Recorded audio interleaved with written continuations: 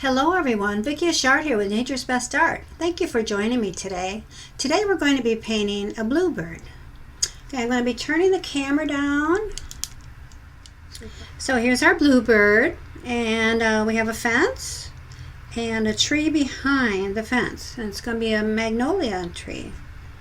And I made the bird a little big because I just wanted to highlight that and make that stand out. I don't think it's too unproportionate, actually. You can make it smaller if you'd like, but I like it like that. And the one thing, though, about this is that if you see the feet, it's not quite on the edge of the fence. And what I'm going to do is put like a line there to suggest these tops have a little area there so that a bluebird or some kind of bird can, set right on top of the way I have it. The other thing that you can do if you want is, here's what I do. I transfer my paper or my drawing with the Loew Cornell Transfer paper and pencil. And it's on my watercolor Strathmore card, 140 pound cold press. You can just use watercolor paper if you want. And it's taped down with, the masking tape. I always like the 1/4 inch border. And what I was going to say is, if you don't want to put the bird right there and want to put it up a little bit, see what I do is I always tape this here, but you can take that off and you can like move the bird when your transfer paper, is there, and then you can transfer it on right on the top. It's an option that you have. So I'm going to put that down right there so you can pause the video and get that drawing if you want it. Now, let's see what else we can talk about this drawing. Oh, okay, so the bluebird that I'm going to be drawing today is a bird from Pixabay. It's a site that has photographers that take pictures, and they you can paint their pictures royalty free. So thank you so much, all you photographers on that site. I really appreciate that. Now let's see. So the other thing that I always do is I always put my detail work on my drawing, and then I transfer that usually on my drawing, where I'm going to paint. I do like that, but you don't have to. Okay, you can just look at your reference picture there that you drew and your drawing, and you can make your lines. The fence is going to have some, those knobby things, and the tree has quite a bit of magnolia trees have quite a bit of, the lines on them, and but you don't, you can do as much or as little as you want. And the other thing is, I drew my fence with a ruler, and so I wanted it to be quite straight. And when I drew this, let me show you this.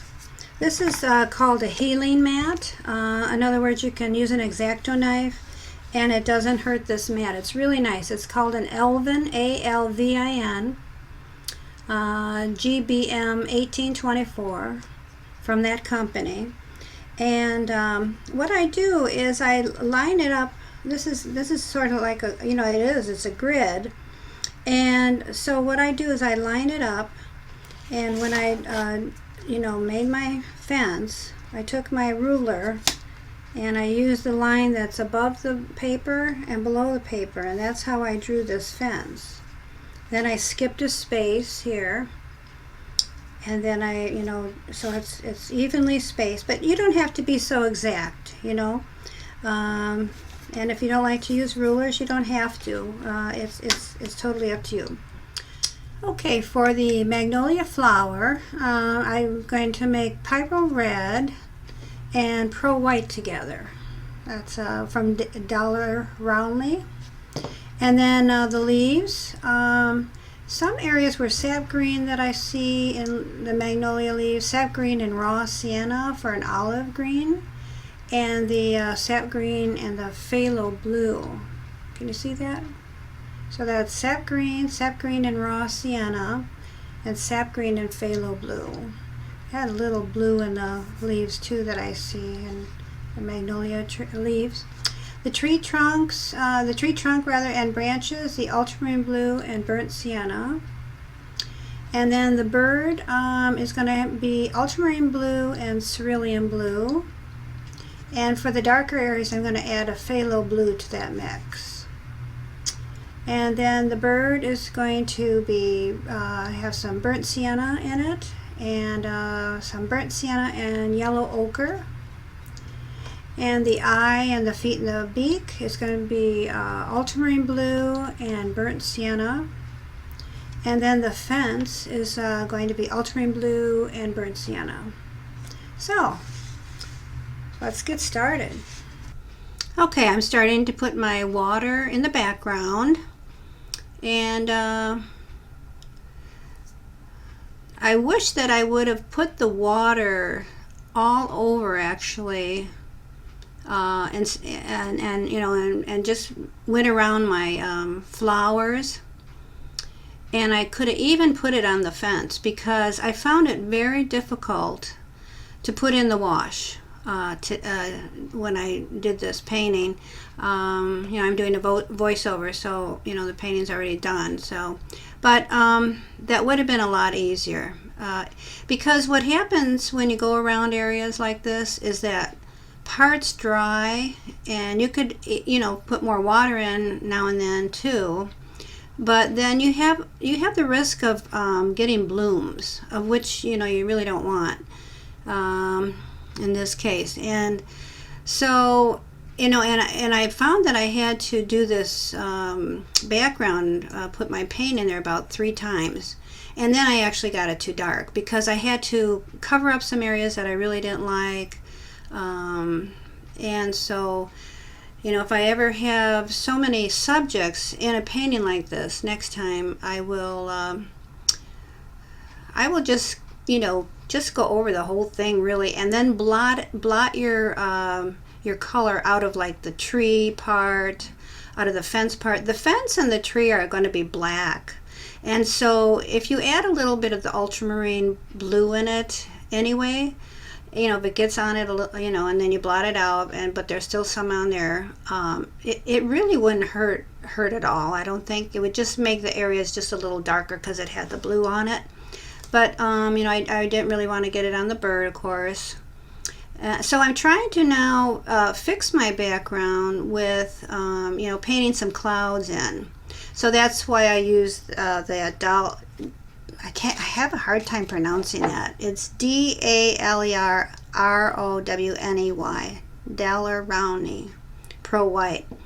And with this Pro White, if you use it, you have to actually go over your white, probably, you know, within your painting, maybe 3, 4, 5 times to get it the white that you want. It's just, you know, that type of thing where you have to keep going. Now here I'm making it too dark. This is where I should have probably stopped, but I'm you know, really struggling with this background. And like I say, next time I would just go over the branches and just blot it out, like if it went and got on the flowers and such.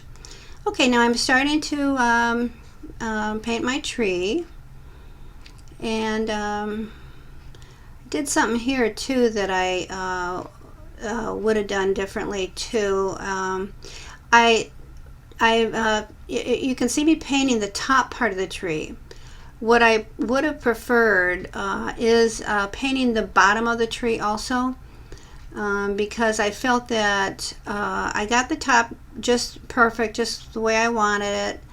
And then when I did the bottom, it didn't quite, for some reason, look like the top, and so I had to paint about maybe 3 times to get it to look like the top. So it just would have been easier if I painted the whole thing. So if you're doing this painting, you know, you'll want to do that. So I do like to put, you know, several subjects, you know, sometimes in my paintings when I'm painting cards. I just think that they're a little bit more interesting. But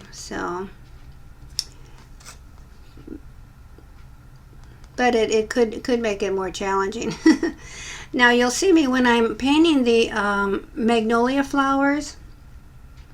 What happened with my video is I wanted to zero in on the Magnolia Flowers, but then after I looked up, excuse me, and I saw that I didn't press the button to actually turn the video on. I pressed it so that I clicked it so that you would be able to see the Magnolia Flowers better, to have them bigger. But so what I did was I separately showed you how I painted Magnolia Flowers, and that's what I'll show you next. And so here I am painting that tree, and now I think, or maybe I even go in again. Yeah, I go in again. But I did like it at the end of my painting.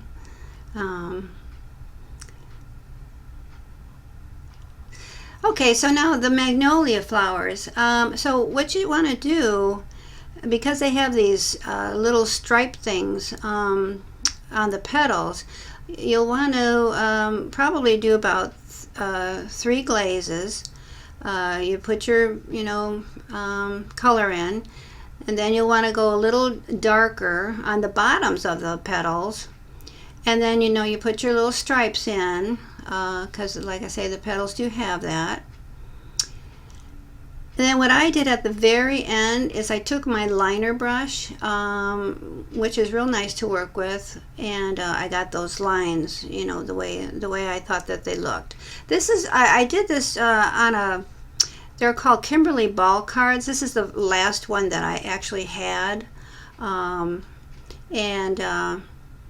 so I wanted to make a little card for my my sister-in-law, because she's the one that bought me those cards as a gift. So, and now I'm doing the fence. I'm making it gray. And because my sky is so dark, I wanted my fence a little darker. So actually the whole painting turned out a little bit darker than what I was thinking of, really. Could have made my fence white and put some shadows with gray on it. Could have done that. But it was okay at the end, really.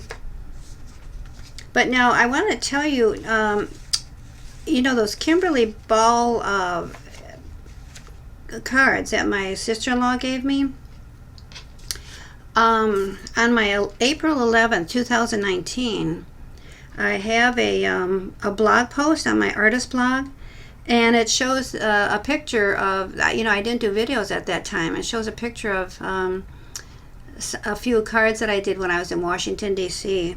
When I hurt my foot and everybody went to see, a museum, but I stayed in the motel and painted because I had hurt my foot. But if you scroll down after that, you can actually see some videos. I didn't have audio in the videos at the time, but I had these this really nice music. And so that was April 11th 2019. If you want to see a few pictures that I painted in Washington, D.C. of some cherry blossoms. And so now, did you see me put those little like knobby thing, like they're little nails that would be in the fence.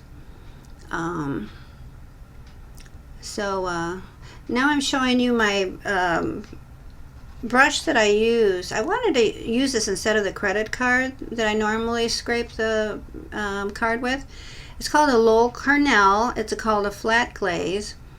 And it's plastic. If you have plastic brushes on the end, you'll see that you can use it like I use it like a credit card. You can scrape it, and it'll make these lines that you'll need on your. How fences have those kind of those lines, those grooves in the wood. And I kind of wanted to make my fence weathered. So I did that. Now later I do take some paint out of that fence part there because I got it quite dark. And then I wanted to paint like the sides of the fence just to get a little bit more definition.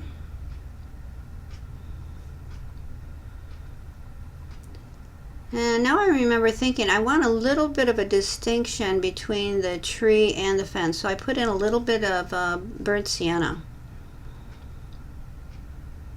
I like that a little better.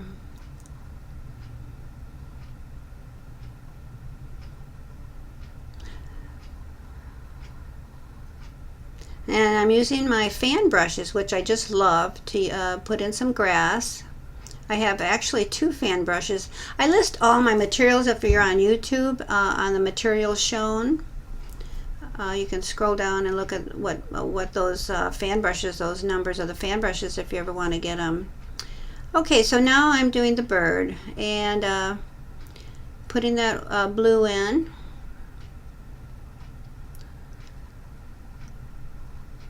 And then the brown. Just putting one wash of first of the of the bird. Now see, even the sky looks a little too dark, and if I would have went lighter with the sky, I would have liked that a little better. But okay, now I'm using my number 4 brush to put in some details of the feathers.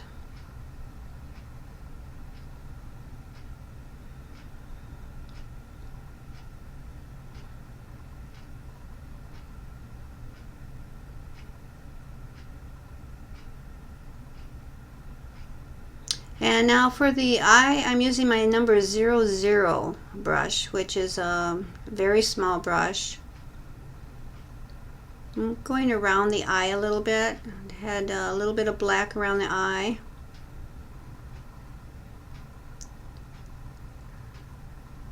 He looks really, really fluffy. I did take a little bit out of the front and made him a little less fluffier of the whole bird. Now I'm putting a little of the dark brown, the burnt sienna, around that blue wing. Doing the feet. And it had a little black on the wing, so I want to put that in.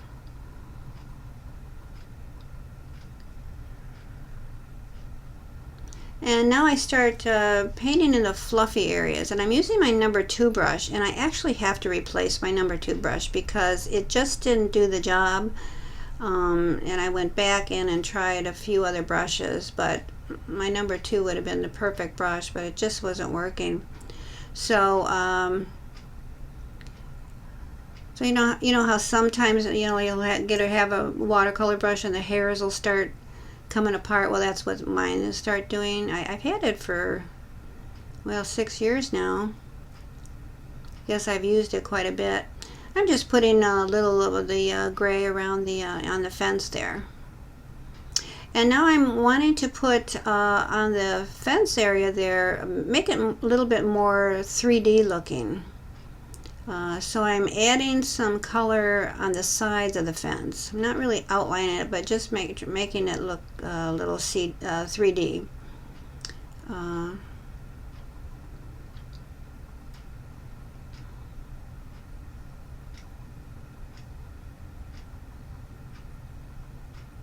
And I think that bird looks really cute.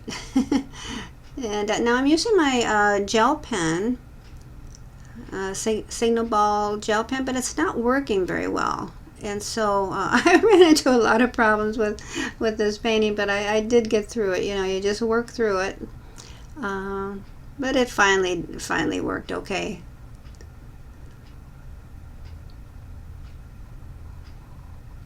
Okay, I'm taking my tape off. And this roll tape really stuck well. But on the top, it did get just a little bit on the top. So I just took my X-Acto knife and used that to get the paint off. That works really well. Just go very gently, you know, over the paint. You'll get it off.